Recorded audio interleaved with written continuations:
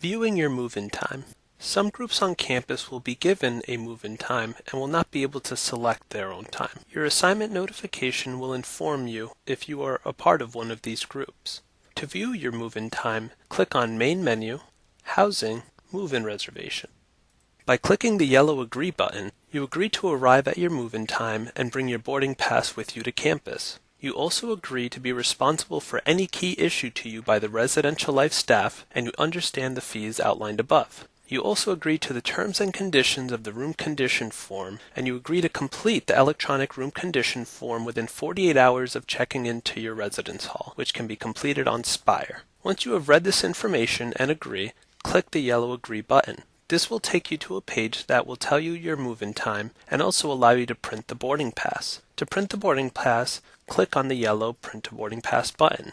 Then click on the Print button. This will take you to a page with the boarding pass, and if you have a printer set up to your computer, it will also prompt the print option. Make sure that you print this document and bring it with you to campus along with your campus ID in order to avoid any delays at check-in. Failure to print and bring your boarding pass or your ID to check-in can lead to an additional hour of waiting time at move-in. You have successfully viewed and printed your move-in reservation boarding pass.